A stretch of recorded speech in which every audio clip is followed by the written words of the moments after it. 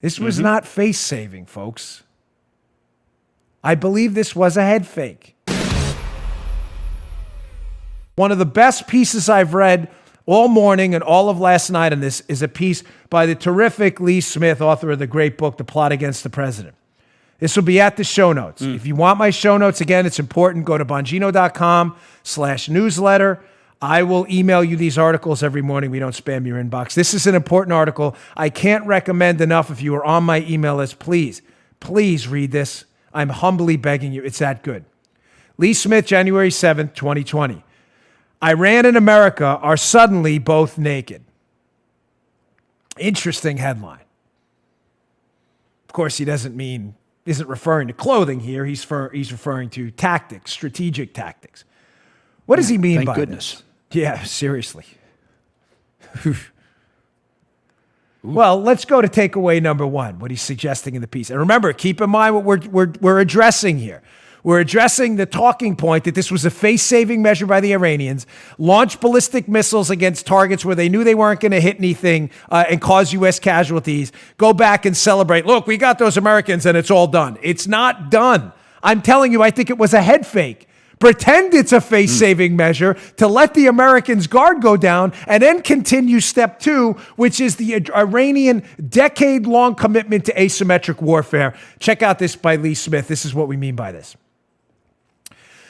Quote, Donald Trump put an end to that arrangement by commingling the dust of Soleimani together with that of one of his chief Arab lieutenants, Abu Mahdi al-Muhandis, head of one of Iran's Iraqi terror proxies. Okay, stop that right there. We're going to come back to it in a second. What is he talking about here? What Lee is saying is forget this face-saving thing. This may be a head fake because the Iranians' real commitment, Joe, isn't to ballistic missile warfare they can't win. Joe, we could turn the Iranian mullahs' palaces into parking lots tomorrow morning. You can't win a missile battle with the United States. One of the lessons of the Iraq War, which I bring up often as a matter of fact, was never, ever, ever go to war with the United States in a traditional ground war without what? Without nuclear weapons. Because you have no chance of winning. We wiped the floor with the Iraqi army in a matter of days. One of the takeaways these countries took away from it is there's only two ways to fight the United States. Either with nuclear weapons where you can deter them. I mean, there's countries we can't, and thankful. I mean, we don't want to invade countries around the world. But if we had a real problem with the Russians and the Chinese that sadly escalated, we're limited in our options because they have nuclear weapons. Doesn't mean we have no options. It means we're limited. Right. The world figured that out quickly after the Iraq War, that going to ground war, traditional warfare with the United States without nukes is an absolute disaster. But the second lesson they took away that's been generational, what Lee Smith is addressing here, is if you can't go to traditional war with the United States because you'll get annihilated, what you can do is you can go to war asymmetrically. And by asymmetric war, we mean terror attacks, terror proxies, small arms groups instigating proxies overseas to take out U.S. forces. Because as Lee Smith points out in his piece, what did the United States under multiple administrations do for decades with Iran, Joe? What he's suggesting, and I need you to put that ombudsman hat on here, what he's suggesting here is that we turned a blind eye to the Iranians engaging in option two because they can't engage in a traditional war with the United States, asymmetric war, and we pretended it wasn't the Iranians doing it. Although everybody knew. Okay. Khobar Towers, Beirut, that we pretended that it wasn't the official Iranian regime doing it.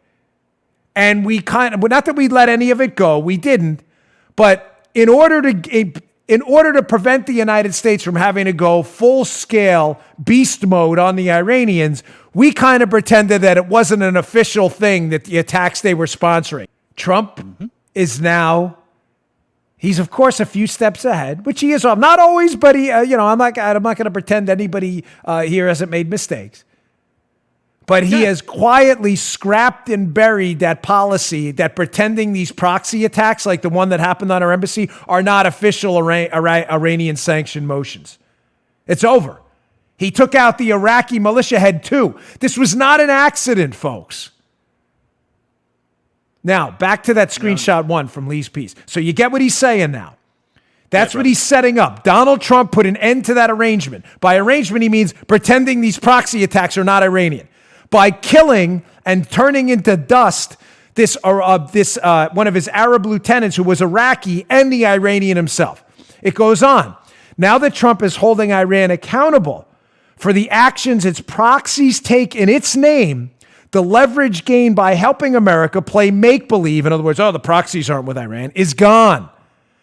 Iran and its allies, this is genius, this is a great piece, and its allies now feel liberated to bathe publicly in the blood of Americans and warn that more violence is coming their way. What does he mean by that?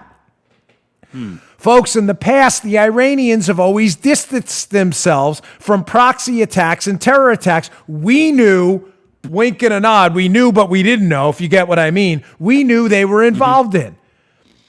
Smith is suggesting now that we killed the Iraqi with the Iranian, the Iraqi proxy militia leader here, and now we're acknowledging that we're not going to turn a blind eye anymore to these terror attacks. Now the Iranians are, quote, bathing themselves in our blood, saying, you know what, all those Khobar towers and other stuff, yeah, we did that too now. In other words, Joe, going back to my initial point, this was not face-saving, folks. I believe this was a head fake. Made to look like a face-saving. You get what I'm saying? Made to look exactly like a face-saving gesture so that when they go back to their proxy terror attacks, we let our guard down. Part 2 by Lee Smith. He says, quote, a good measure of Iran's military weakness is that Qasem Soleimani was commander not of its regular army, but rather the Quds Force, the expeditionary unit of Iran's parallel military structure, the Revolutionary Guard Corps. The Quds Force is relatively small, with estimates ranging from 3,000 to 15,000 fighters, i.e. the size of Hezbollah.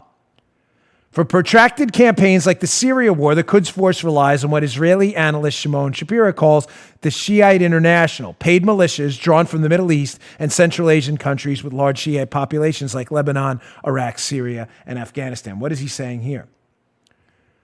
He's given you my second takeaway. Takeaway number 1 from this segment, this was not face-saving.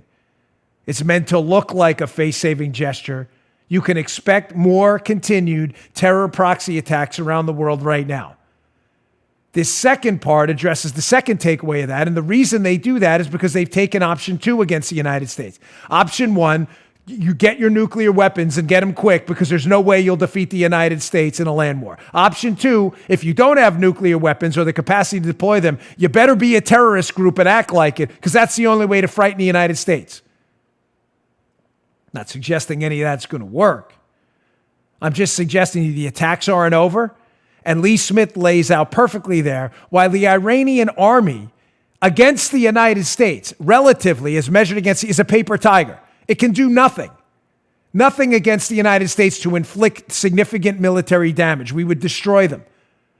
But their Quds Force of 3,000 to 15,000 soldiers, however you count, whatever estimate you use, can do significant damage around the world by continuing doing what it's done in Lebanon, Iraq, Bahrain, Syria, Yemen, Afghanistan, and elsewhere.